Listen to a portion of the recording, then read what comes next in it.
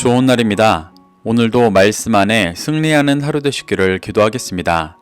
오늘 생명의 산 본문은 느헤미야 10장 1절부터 31절입니다. 오늘 본문에서는 하나님과의 율법을 지키고자 언약을 갱신하는 가문 및 대표자들의 명단을 기록하고 율법을 따라 이방인과 통혼하지 않고 안식일과 안식년을 지킬 것에 대해 결단하는 모습이 나옵니다. 이 구절들을 통해 하나님께서 무엇을 말씀하시는지 살펴보도록 하겠습니다. 1절부터 8절입니다. 그 임봉한 자는 하가랴의 아들 총독 느헤미야와 시드기야, 스라야, 아사랴, 예레미야, 바수훌, 아마랴, 말기야, 핫두스, 스바냐, 말룩, 하림, 무레못, 오바디야, 다니엘, 긴느돈, 바룩, 무슬람, 아비야, 미야민, 마아시야, 빌게, 스마야이니 이는 제사장들이요. 느헤미야는 이스라엘이 율법을 준수하기를 맹세하고 인친 자들의 명단을 기록하고 있습니다. 1절은 정치 지도자들의 명단이고 2절부터 8절은 제사장들의 명단입니다. 이후에는 레위인들과 각 가문의 대표들의 명단을 기록하고 있습니다. 이렇게 정치, 종교 지도자들이 언약을 갱신하기로 결단하며 각자의 이름을 넣어 임봉했다는 것은 유다 사회 전체가 하나님과의 언약을 맺고 그 내용에 순종할 것을 결단하고 있는 모습을 보여주는 것입니다. 이스라엘이 타락할 때에는 항상 지도자들의 타락이 있었습니다.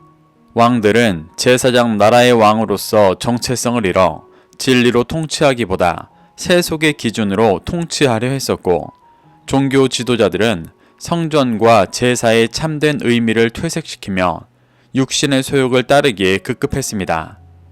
느헤미야가 성벽을 재건할 때에도 당시 제사장들은 이방인들과 통혼하며 비진리와 섞여 있던 상황이었습니다. 이런 상황 속에서 정치, 종교 지도자들이 율법을 준수하기를 맹세하고 인을 치고 있는 것은 전 민족적으로 제사장 나라를 회복하고자 결단하는 모습이었습니다. 이는 믿음으로 성벽을 쌓고 8장부터 9장에서 절기의 준수와 전 민족적인 회개, 레위인들의 기도와 찬양으로 진리를 선포했던 결과였습니다. 9절부터 13절입니다. 또 레위 사람 곧 아사냐의 아들 예수와 헤나닷의 자손 중 빈누이, 간미엘과 그의 형제 스바냐, 호디야, 그리다, 블라야, 하난, 미가, 르홉, 하사비야, 삭굴, 세레비야, 스바냐, 호디야, 바니, 브니누요. 느헤미야는 율법을 준수하기를 맹세하고 인을 친 자들 중 레위인들의 명단을 기록합니다. 이들 중 몇몇은 8장 7절에서 에스라가 율법을 낭독할 때 그 율법을 백성들에게 설명해 깨닫게 했던 자들이었고, 9장 4절에서 대에 올라 하나님 앞에 부르짖고 찬양하며 진리를 선포했던 자들이었습니다. 13장을 보면 레위인들이 제 역할을 하지 못하고 흩어져 있던 모습을 보여주기도 하는데, 당시 포로 귀환민들의 영적인 기준이 무너져 있었고 레위인들이 제 역할을 하지 못했던 모습을 보여주는 것입니다. 그러한 포로 귀환민들의 상황 속에서 레위인들이 앞장서서 진리를 선포하고 율법을 준수하기를 맹세하며 인을 치고 있는 것은 이스라엘이 제사장 나라로 회복되어지는 데 있어서 매우 의미 있는 일이었습니다. 14절부터 27절입니다. 또 백성의 우두머리들 곧 바로스, 바핫 모압, 엘람, 삿두, 바니, 분니, 아스갓, 베베, 아도니아, 비그웨, 아딘, 아델, 히스기야, 아술, 호디야, 하숨, 베세, 하립, 아나돗, 노베, 막비아스, 무술람, 헤실, 무세사벨, 사도, 얏두아, 블라디아, 하난, 아나야, 호세야, 하나냐, 핫숲, 할르헤스, 빌하, 소백, 르훔, 하삼나, 마아세야, 아히야, 하난, 아난, 말룩, 하림, 바나인이라. 느헤미야는 율법을 준수하기를 맹세하고 인친 자들 중 백성들의 우두머리의 명단을 기록합니다. 여기서 우두머리는 각 가문의 족장들을 의미합니다. 이들은 각 가문을 대표로 인을 치며 해당 가문 모두가 율법을 준수하고 언약을 따라 살아갈 것을 맹세하고 있는 것입니다. 14절부터 20절의 막비아스까지는 에스라 2장에 기록된 1차 포로 귀환자들의 명단과 비슷합니다. 그 사이에 거의 100여 년의 시간이 지났기 때문에 1차 포로 귀환에 언급되었던 사람들이 아직도 생존해 언약을 갱신하고 있는 것은 아니지만 그 가문이 여전히 살아남아 언약을 갱신하고 있는 모습을 보여주는 것입니다. 그리고 20절 후반부부터 27절 사이에 기록된 인물들은 1차 포로 귀환 명단에는 기록되어 있지 않은 자들입니다. 이들은 100여 년의 시간을 지나며 2차, 3차로 포로에서 귀환했던 자들이고 포로로 잡혀가지 않았던 남은 자들이 느헤미야의 개혁을 통해 진리로 돌아와 함께 제사장 나라를 이루어가고 있는 모습을 보여주는 것입니다. 28절입니다. 그 남은 백성과 제사장들과 레위 사람들과 문지기들과 노래하는 자들과 느디님 사람들과 및 이방 사람과 절규하고 하나님의 율법을 준행하는 모든 자와 그들의 아내와 그들의 자녀들 곧 지식과 총명이 있는 자들은 28절에서는 대표가 아니어서 임봉하는 일에 직접 참여하지는 못했지만 율법을 따르기를 결단한 모든 이스라엘 백성들의 모습까지 기록하고 있습니다. 그중 문지기들과 노래하는 자들과 느디님, 이방 사람과 절규한 자들과 그들의 아내와 자녀들을 따로 분류해 기록하고 있습니다. 문지기들과 노래하는 자들은 크게 분류하면 레위 사람이지만 성전을 수호하고 진리를 찬양하며 선포하는 일이 제사장 나라에 매우 중요한 일이었기 때문에 따로 분류하여 강조하는 것입니다.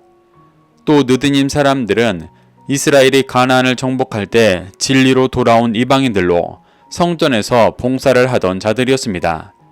이들은 이방에서 진리로 돌아와 함께 제사장 나라를 이루고 있는 상징적인 이들이었기 때문에 계속해서 따로 언급하고 있습니다.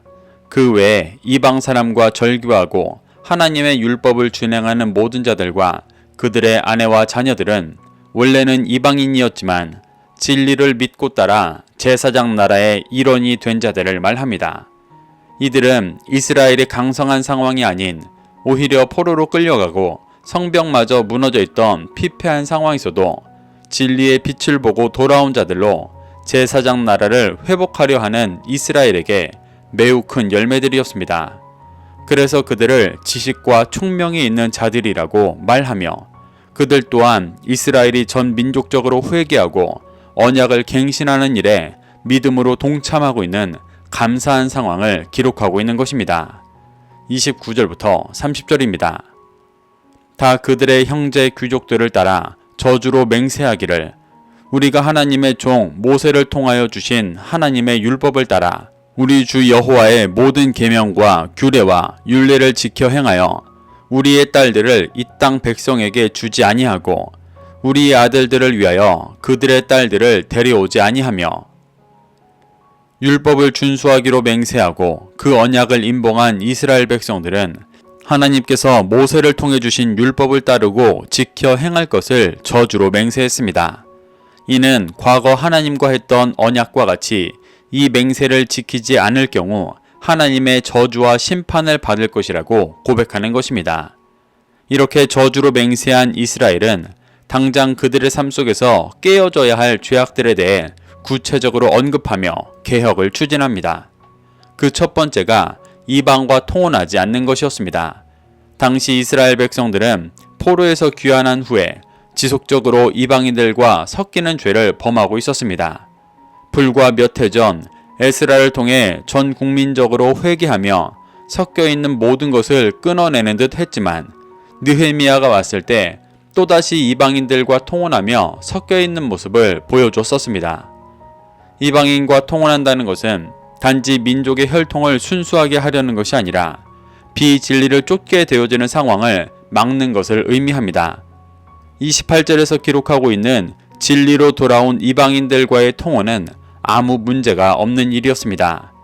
하지만 우상을 숭배하고 비진리를 쫓는 이방인들과 통혼하여 그들의 죄악을 따르게 되는 것이 문제였기 때문에 이를 금할 것이라고 결단하며 온전한 제사장 나라로 회복될 것을 함께 맹세하고 있는 것입니다.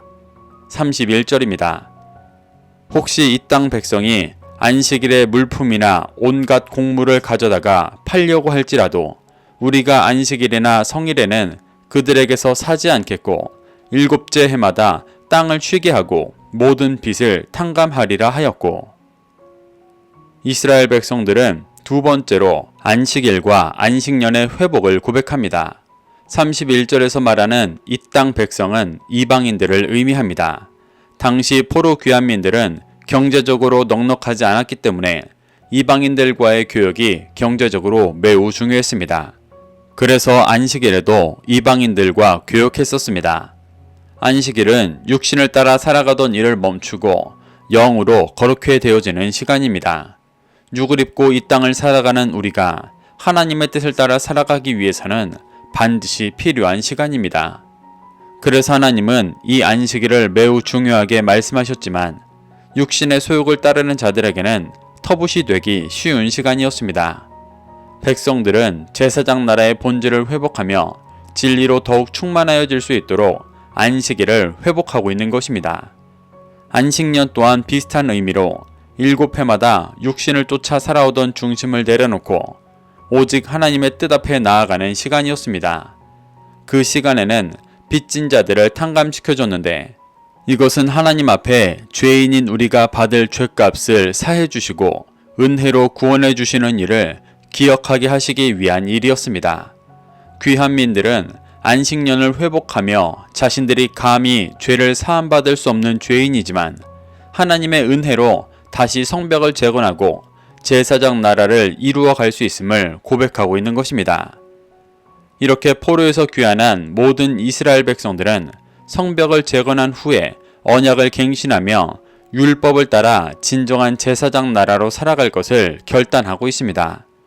우리는 이러한 이스라엘의 모습 속에서 교훈 삼아 말씀으로부터 멀어져 있었던 자신의 무너진 영역을 온전히 깨닫고 회개하며 다시 말씀으로 살아가기를 결단하게 되시기를 축복합니다. 그래서 언제 어디서든 진리의 빛을 비치며 구원의 열매를 맺는 그리스도인 되시기를 소망합니다. 오늘도 이 말씀을 심령에 새겨 승리하는 하루 되시기를 기도하겠습니다.